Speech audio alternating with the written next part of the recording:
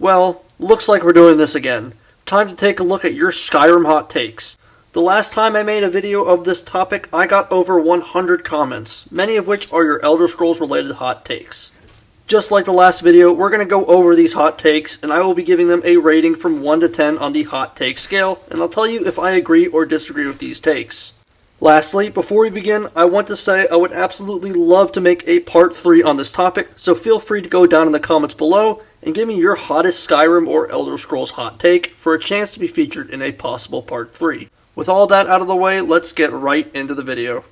Before we get into your hot takes, I think it's only fair that if I'm taking shots at your hot takes, I should provide my hot take. Feel free to let me know down in the comments below if you agree with this take. My hot take is that the Dark Brotherhood questline in Skyrim is way better than the one in Oblivion. Now, don't get it twisted, I still liked the Dark Brotherhood questline in Oblivion, but only the first half of it. I feel like after the first half of that questline, it really starts to fall off in quality and gameplay and stuff like that. The Skyrim version of the questline wasn't perfect, but at least I felt engaged throughout the entirety of the quest, while Oblivion felt like it just ran out of ideas after the first half of that questline. The second half of the Oblivion questline just had you doing boring, single contracts for a large portion of it, which wasn't very fun at all.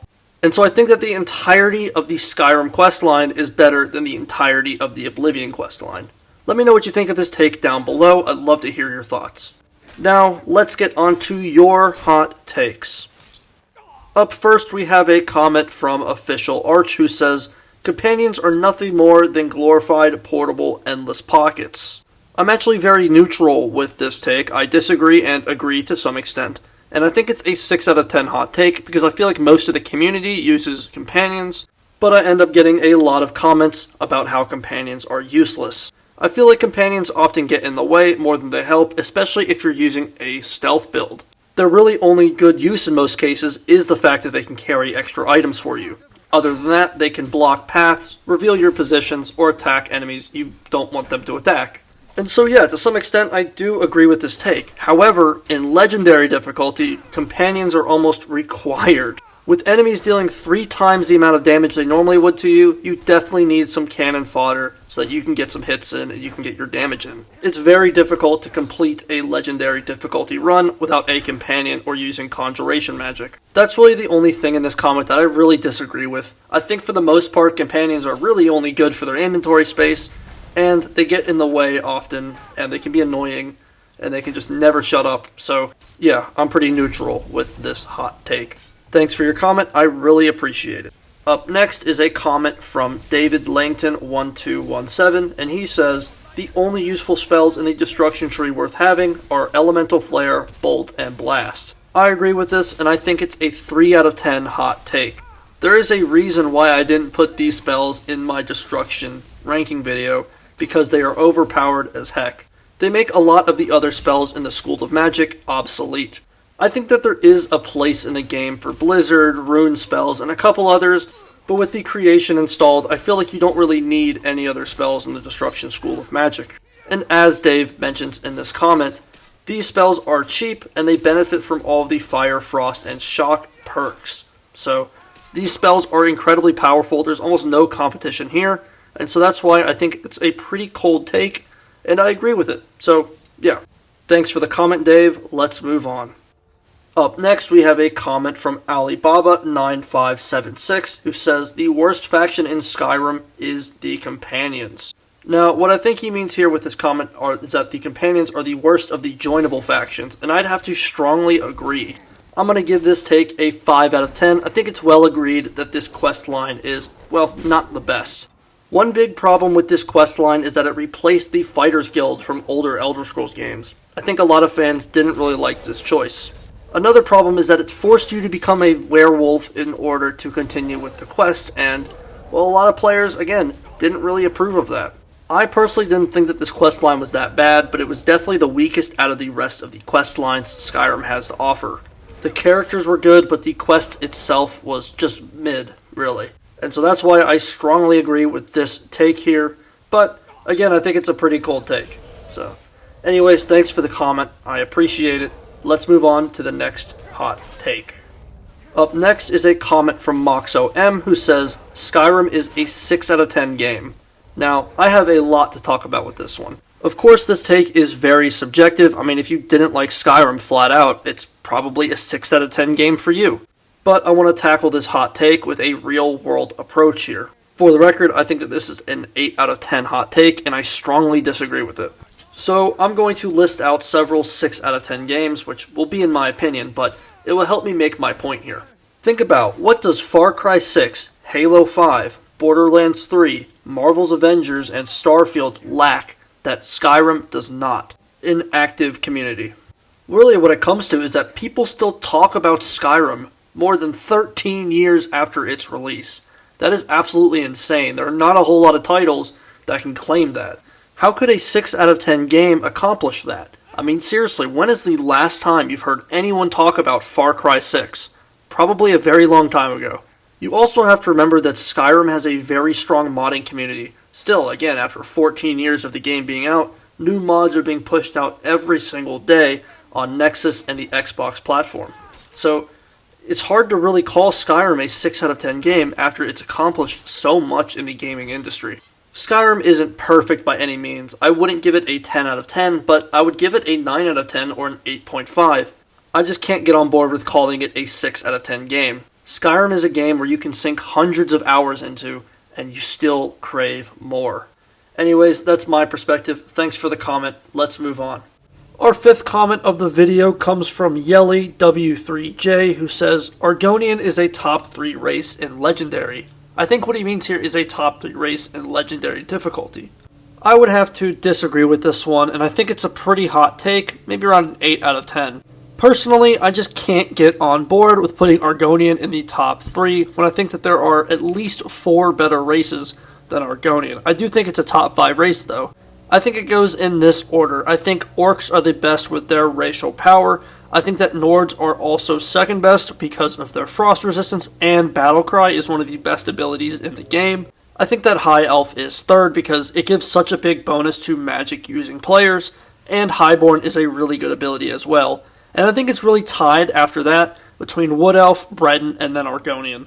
Argonian is really good because their ability allows them to regenerate health at a crazy rate, but besides that, there isn't too much to talk about with Argonians. I think their passive ability, which allows them to breathe underwater, is quite useless in Legendary difficulty. Like I said before, I don't think that Argonian is that bad. I think it's better than at least half of the races in this game, but it's certainly not a top 3 option in my opinion.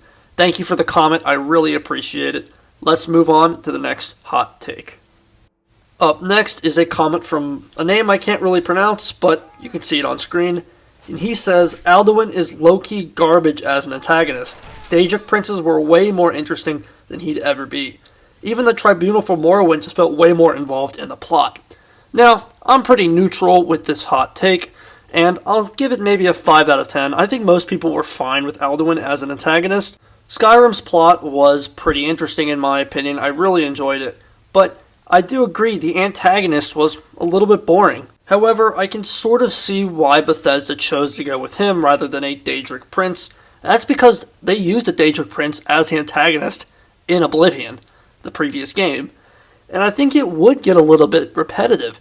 If Bethesda made Maroon's Dagon responsible for the dragon attacks, would we call that lazy writing? Maybe, I don't know. One thing I liked about Alduin was that he was completely new in the story, at least from my experience. You know, I played Oblivion, and I didn't remember hearing anything about Alduin, but he was something new, and I can really appreciate Bethesda for trying something new. And I think it sort of worked out. Like I said, I'm neutral with this. I think Alduin served as an okay antagonist. He wasn't terrible by any means, in my opinion, but he wasn't the best. He definitely could have been made better. Thanks for leaving that hot take. Let's move on to the next comment. Up next, we have a comment from Zero Stardust 1712, who says, A return to your roots isn't that hard. This is, of course, the quest where you have to find 30 Crimson Nirnroot in Blackreach. Really, I find this quest to be more annoying than difficult. It's not that difficult because I can just look up all the answers online and find where all of these Crimson Nirnroot are in Blackreach. It's just annoying, right? Having to run around Blackreach looking for these Crimson Nirnroot, it's just not fun. There's no sense of accomplishment when you actually do it. and it feels like a filler quest. That's about it. I don't think it's that difficult. I do think that the meme of this quest being one of the worst in the game is well deserved. It's not fun at all. But I, again, wouldn't say it's that difficult. So, thanks for the comment. Let's move on. The last hot take for the day comes from Dad Jokes Incorporated 2657, and he says, well, he actually has two, but we're only going to focus on the first hot take here. Killing Paarthurnax is the only correct option. Now, this whole thing is really just an argument about morality, right? Do you think that Paarthurnax, despite helping you solve the dragon crisis, do you think he deserves to die for the crimes he's committed in the past? I don't think so. I disagree with this strongly, and I honestly give this a 10 out of 10. He's the first person I've ever seen that's made this claim. The thing is that, yeah, Paarthurnax was Alduin's right-hand man for much of his operations. He is responsible for hundreds, if not thousands, of deaths, but he makes a great attempt to redeem himself. He teaches you shouts, he offers guidance in where to find the Elder Scroll and all that, so he is also responsible for helping you defeat Alduin and stopping the dragon crisis, saving hundreds of thousands of lives, if not millions. I don't know what the population of Skyrim really is, but we just, for the sake of the argument, hundreds of thousands. What seals the deal for me is this quote that Paarthurnax makes, and it goes as follows. What is better, to be born good or to overcome your evil nature through great effort? This alone was enough for me to spare Paarthurnax. So, yeah, it's an interesting debate of morality, because again, he has committed atrocities in the past, but without him, you wouldn't be able to save those lives. And that's enough for me to spare Paarthurnax in Skyrim. Thanks for the comment.